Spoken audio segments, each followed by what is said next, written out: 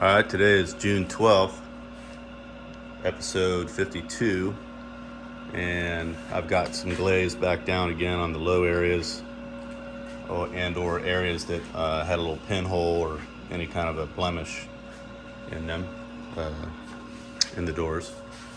Same with this one over here.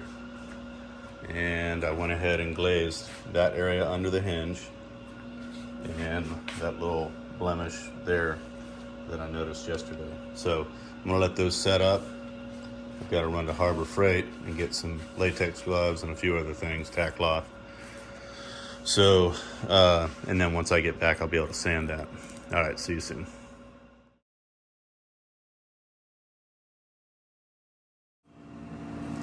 Okay, I've let this set up for probably 3 hours now. I was doing some garden work, but anyway, I'm block sanding again. Now, hey, it's okay, Casper, it's okay. He's getting mad at my other two puppies.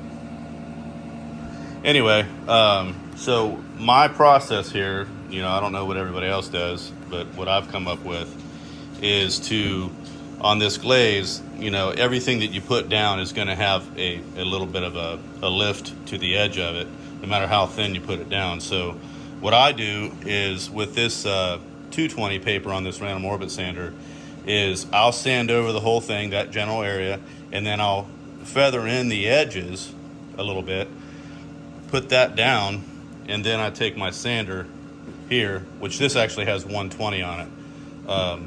I'm going to sand 120 and then go to 220. That's what they recommend on the glaze. You wouldn't think it would be that coarse, but that's what they say, 120 or 180, and then to whatever smoothness you want. But I go to 220 before I go with the 2K primer. Anyhow, so then once I go to this, and I'm basically working that area with manually with the block sander. I'm just getting it started with that. I'm not really sanding too much with that. I'm just kind of getting it started by feathering the edges and making it a little easier for this to do its job.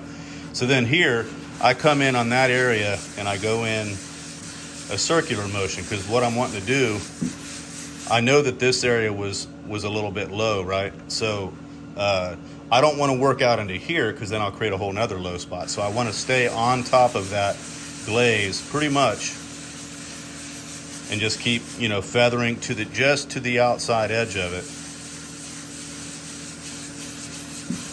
And then I'll go across in large strokes, just to kind of blend it in with the surrounding area. And all of this becomes very tactile. In other words, you have to feel it.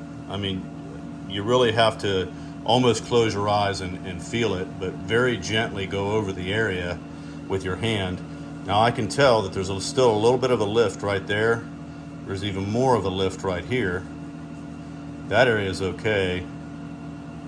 So I know that I still have more built up in this area than what is needed to create that flatness that I'm after. So I'll work this area a little bit more specifically.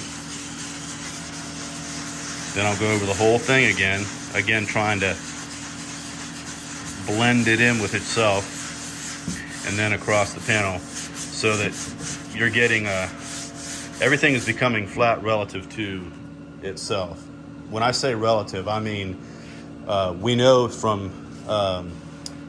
1 or 2 days ago that, like, this right here is a high spot, and I think on that panel over there you could actually see, you could rock the block plane on it. What I'm going for is relative flatness, and what I mean by that is the panel may not be perfectly flat all the way across. In fact, it's very doubtful that you can actually achieve perfect flatness. I know you can't, being a engineer by profession. But you can get a relative flatness of this area here to the rest of the panel. If this panel has a little bit of wave in it, you're not really going to see it. As long as everything surrounding it is relatively flat to the whole area. I hope you follow what I'm saying. But anyway, that's my process. So I work these individual things, get them where they need to go. Then I come across the whole thing with my block again. and that creates the relative flatness to the whole panel. And that generally works. I spent more time on the truck doing this kind of thing. Probably block sanded that truck at least 7 or 8 times before I painted it. But I was trying to produce a show quality piece, so that was the goal. I'm not trying to do that here, but I do want it to be relatively flat, and I know that when paint goes on it, it's going to look good. That's the goal. All right.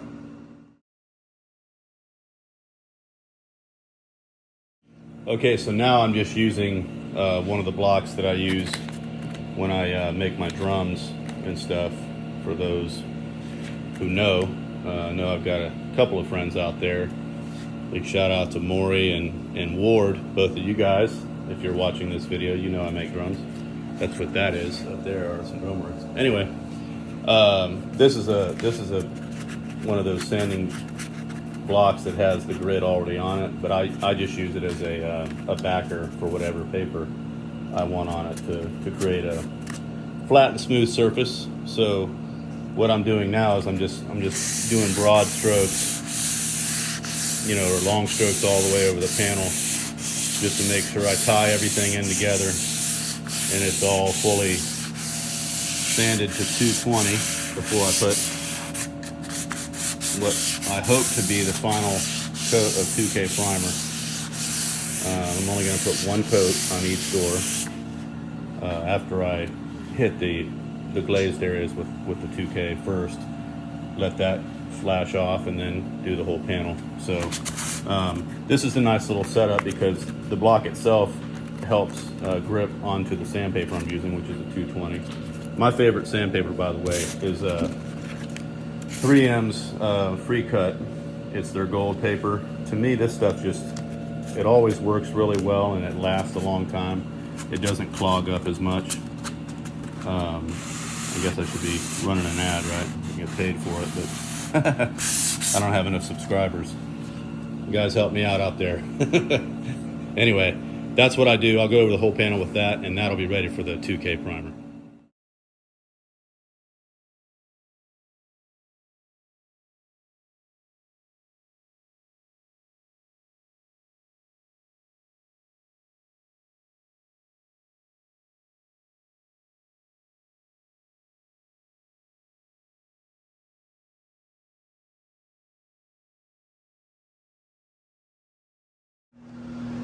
All right, so these doors and the hood have all been block sanded to 220.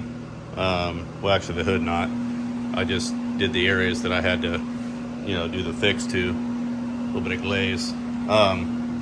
So yeah, just to kind of go over what I did. So I used 120 to get the glaze area essentially down, after feathering the edges, and then I went over it with 220.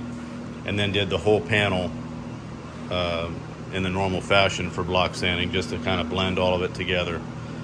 And then I put on some self-etching primer where it was needed, where there was some bare metal peeking through, mainly around edges. There was a high spot here that I hit, the normal kind of stuff.